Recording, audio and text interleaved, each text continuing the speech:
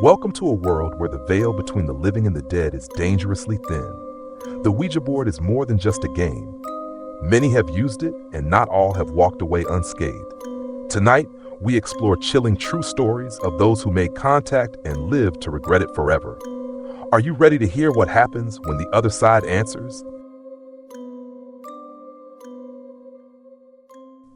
The 1991 Madrid Ouija case, the death of Estefania Gutierrez Lazaro. In 1990, a 16-year-old Spanish girl named Estefania Gutierrez Lazaro began experimenting with the Ouija board at her high school in Madrid, Spain.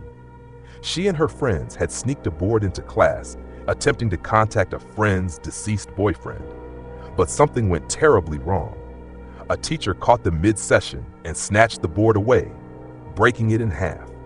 Witnesses say a thick, dark smoke rose from the shattered board, and Estefania inhaled it. From that day on, her life became a nightmare. She started suffering from terrifying hallucinations, seeing shadowy figures standing at the foot of her bed.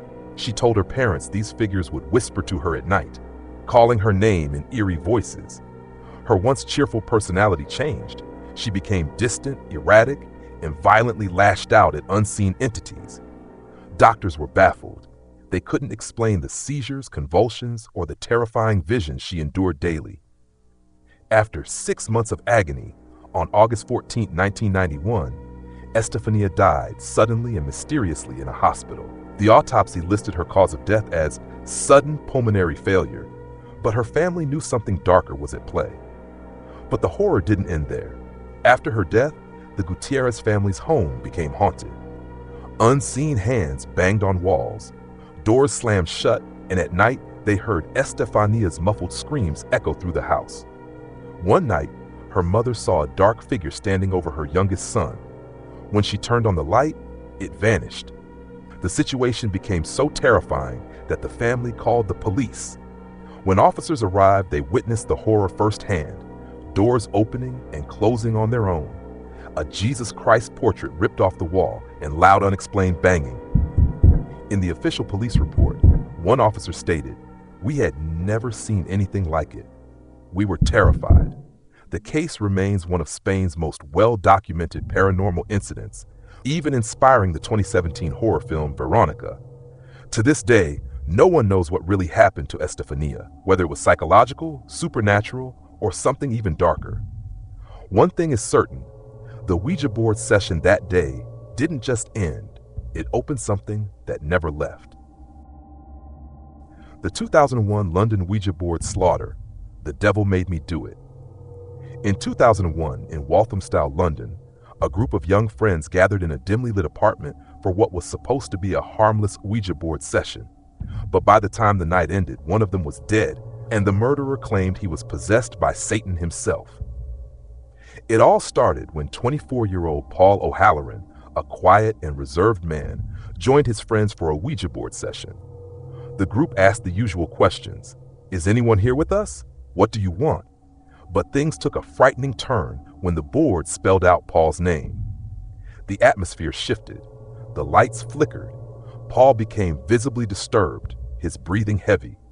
The board continued spelling, "Kill, kill, kill." The group tried to end the session, but Paul wouldn't stop staring at the board, mumbling under his breath. His hands began shaking violently, and he muttered, "He's inside me. He won't let me go." That was the last normal moment of the night. Hours later, Paul's best friend, 34-year-old Frank Abbott, was found dead in a pool of blood, his skull caved in by a hammer. Paul was arrested at the scene, still holding the blood-soaked weapon, his face blank and emotionless. When questioned by police, Paul's answer was bone-chilling. "It wasn't me. It was the devil. The Ouija board let him in." He claimed he had no memory of killing Frank, only that a dark force had taken control of his body. Psychologists examined him, and despite his claims of possession, they found no signs of mental illness, only pure, calculated violence. Paul was convicted of murder and sentenced to life in prison. But here's where it gets even creepier. Before that night, Paul had never believed in spirits or demons. He had laughed at the idea of ghosts until the Ouija board called his name. After his arrest, Multiple inmates and prison guards reported hearing him whisper to himself in the dark, muttering in languages he didn't speak. To this day, Paul refuses to explain what happened that night. Some believe he was just a cold-blooded killer, but others wonder if something truly entered him through the board. This one is brutal because no one knows if Paul was insane, possessed, or just evil. Either way, the Ouija board set something loose that night. The 1980s dorm room haunting, the Ouija board that wouldn't burn. In 1987, at a small university in the American Midwest, 4 college roommates decided to mess around with a Ouija board in their dorm room. It was supposed to be a joke until the board started answering questions no one should have known. At first, the planchette moved smoothly, spelling out simple words. Then one of them asked, "Who are we speaking to?" The board answered, "My name is David." That should have been harmless, except one of the girls turned pale. She explained that David was her younger brother, who had died in a car accident when she was 6. None of her roommates knew that. The girls, now deeply disturbed, asked, "What do you want?" The board slowly spelled out, "Let me in." They screamed and threw the board across the room, but that was just the beginning. Over the next 2 weeks, strange things started happening in their dorm. Objects moved on their own. The bathroom mirror shattered inexplicably.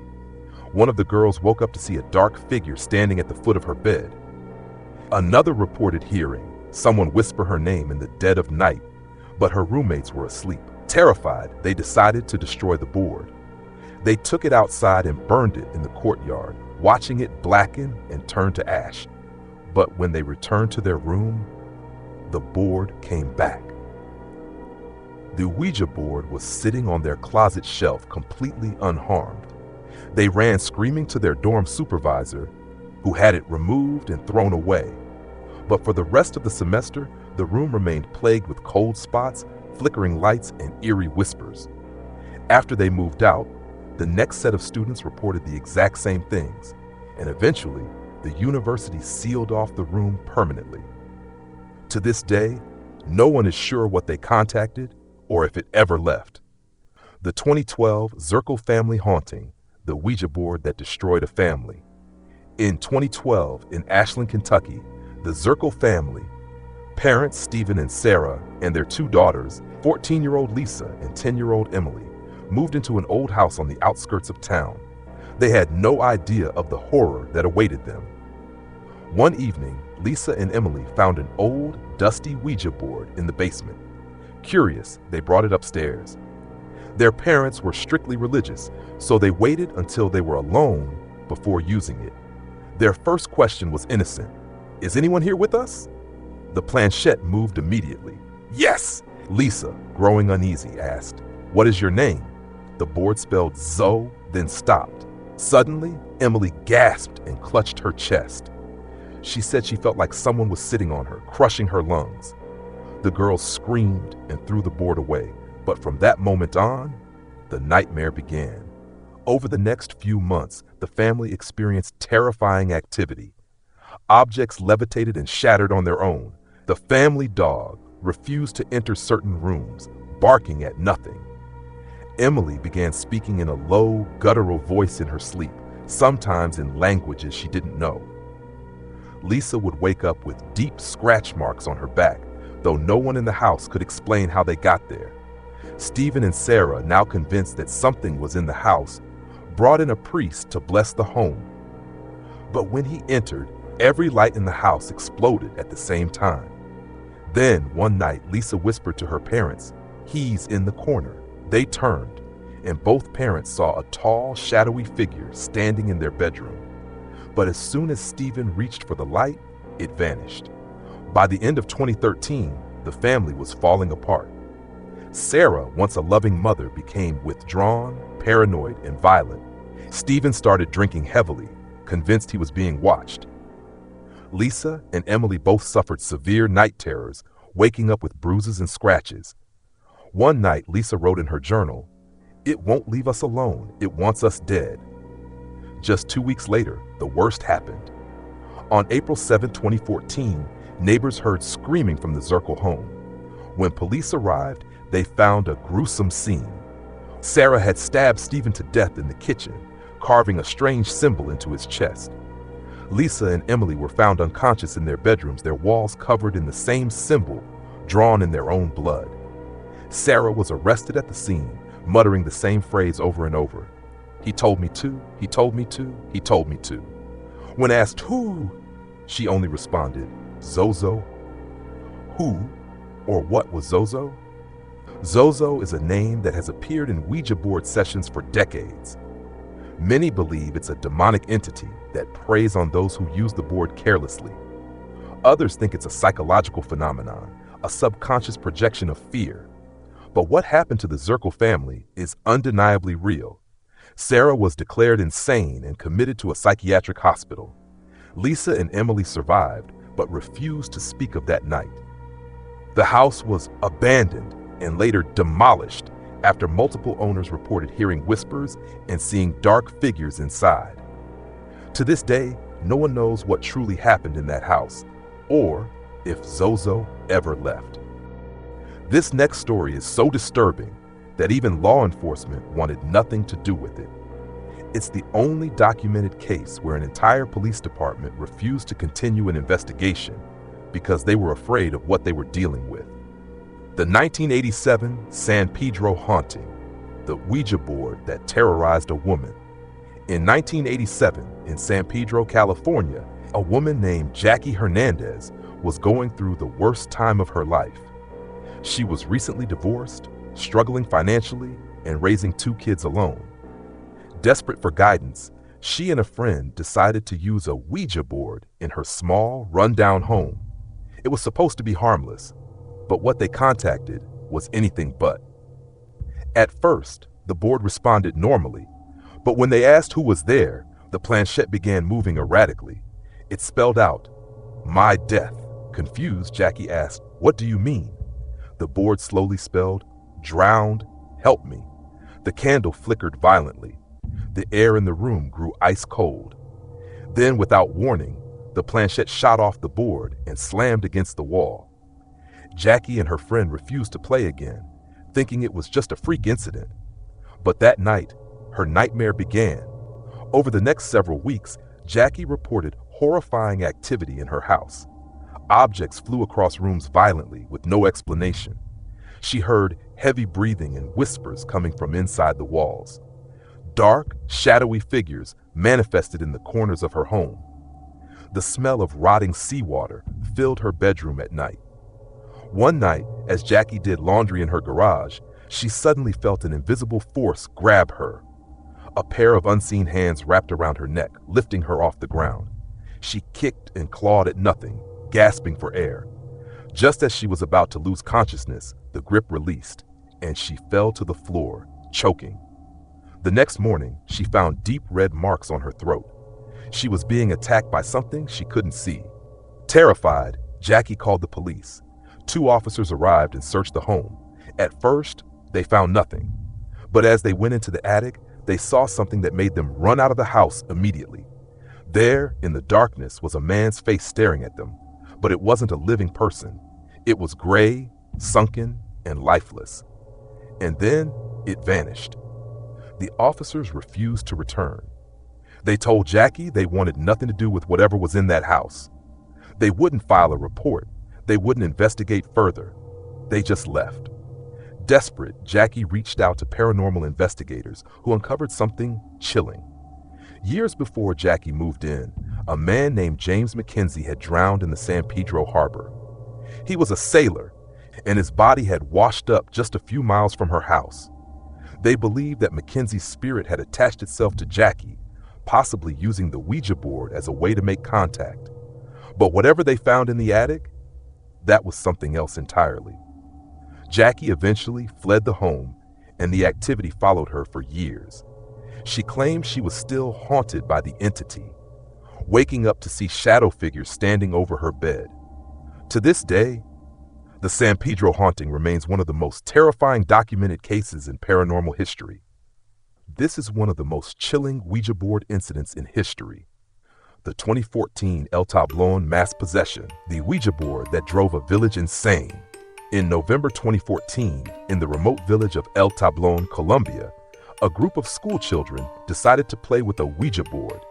It started as a harmless game during a sleepover, but by the end of the night, 21 people, including children, teachers, and parents, would be hospitalized for violent, uncontrollable behavior.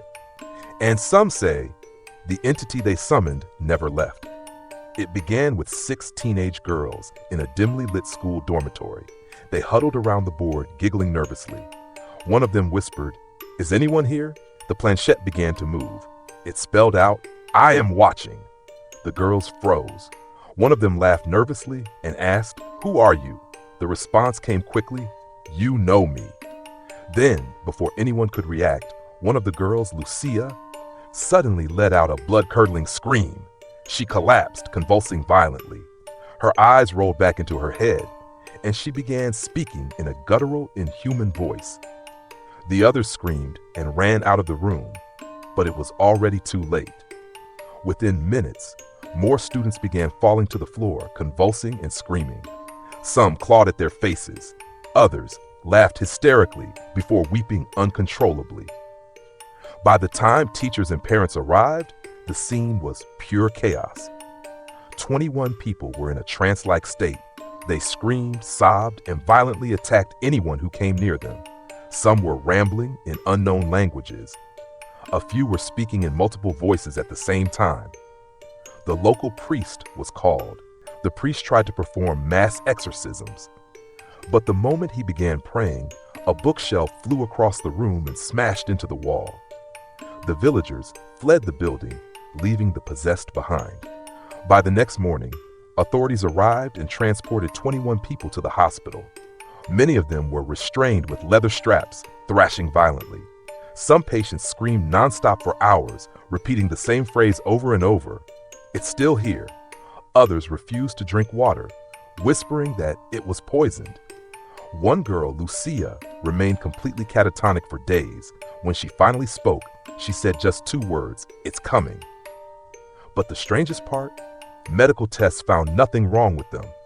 No drugs, no toxins, no infections, nothing. To this day, no one knows what happened that night. Some believe the group accidentally contacted a demon, which then possessed multiple people at once. Others think it was a mass hysteria event triggered by fear and religious paranoia. But here's the scariest part. A few months later, the school was abandoned. The remaining villagers reported strange noises, shadows moving in empty rooms, and unexplainable whispers in the wind. And to this day, El Tablon remains one of the most disturbing cases of mass possession in modern history. We hope you enjoyed these stories. If you did, don't forget to like and subscribe to the channel. There's plenty more to come, and you won't want to miss it. Thanks for watching, and we'll see you next time.